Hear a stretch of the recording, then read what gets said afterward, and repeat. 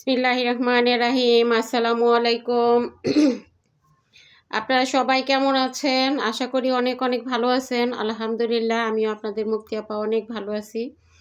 তো আজকে আমি একটা বিশেষ ভিডিও নিয়ে আসলাম। অনেক দিন যাবতই আমি ভাবতেছি, বাট হয়ে উঠতেছে না, কিন্তু আজকে ভাবলাম যে করেই ফেলি। আপনারা তো জানেন যে বাংলাদেশে অনেক শীত পড়েছে, অনেক ঠান্ডা, আপনার কুয়াশা ঘেরা। আগে তো মানে গ্রামে তো আরও বেশি ঠান্ডা, আমরা তো ঢাকা থাকি, ঢাকায় অতটা ঠান্ডা ছিল না, কিন্তু কিছুদিন যাবৎ 15-20 দিন যাবৎ ঢাকায় অনেক ঠান্ডা, আর রোদ তো ওঠেই না।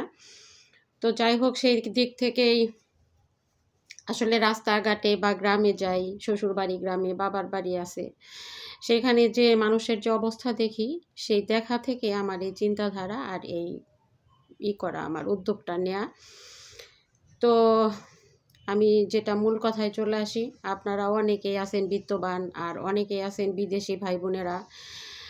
বিশেষ করে বিদেশি ভাই বোনেদের কিন্তু কলিজাটা অনেক বড়, কারণ এই ধরনের সাহায্য তারা অনেক করে থাকে, দেখি অনেক পেজে বা অনেকভাবেই তারা করে থাকে, সাহায্যের হাত তারা বাড়িয়ে দেয়। তো আমি শাহিদা মামুন একটা পেজের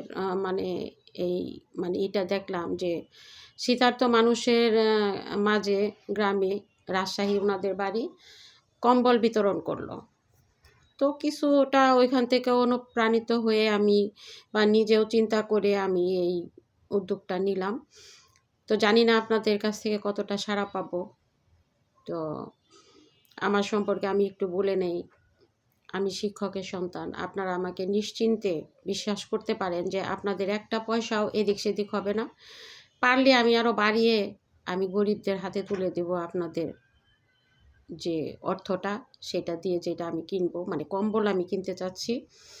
যদি আপনারা আমাকে সহযোগিতা করেন, যদি আপনারা সাহায্যের হাত বাড়িয়ে দেন, অনেক বিত্তবান আছে বাংলাদেশে বা বিদেশে, বিদেশি ভাই বোনেরা, আমি সবার কাছে রিকোয়েস্ট করব, দেখেন আমরা কিন্তু অনেকভাবেই টাকা খরচ করি, অনেকভাবেই কিন্তু আমরা মানে টাকা ব্যয় করি।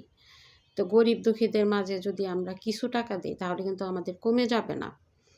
আমরা যদি 100টা পরিবারকে 100টা কম্বল দিতে পারি, তাহলে কিন্তু তারা এই শীতের হাত থেকে বাঁচবে। অনেকের কিন্তু কাঁথা ছাড়া বা অনেকের কাঁথাও নাই, তো এরকম পরিবারও আছে। তো আমরা যদি একটা করে কম্বল দিতে পারি, সেটা তো আর খুব দামি দিতে পারবো না আমরা, তারপরেও কিন্তু 100টা যদি দিতে পারি, আমি মানে জাস্ট আপনাদের বোঝাচ্ছি, তাহলে 100টা পরিবার কিন্তু শীতের হাত থেকে কিছুটা হলেও রক্ষা পাবে। সামনে শুনতেছি শৈত্যপ্রবাহ পড়বে, কিছুদিন যাবত তো রোদ উঠতেছেই না। তো আপনাদের আমি রিকোয়েস্ট করব যে আপনারা আপনাদের সাহায্যের হাত বাড়িয়ে দিবেন। আপনাদের অর্থ একটাও এদিক সেদিক হবে না, আমি আপনাদের মুক্তি আপা কথা দিচ্ছি। তো আমার বিকাশ নাম্বারটা আপনাদের দিয়ে দিচ্ছি, আমি লিখেও দিব, মুখেও বলতেছি। 01718751952।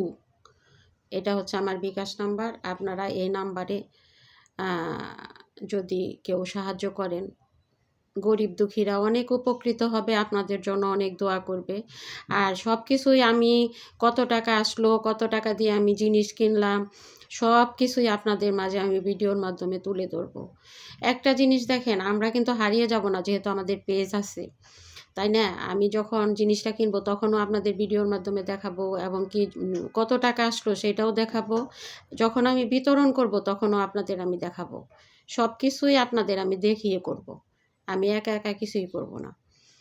তো আপনাদের জন্য সবাইকে আমি বলবো অনেক অনেক দোয়া করতে।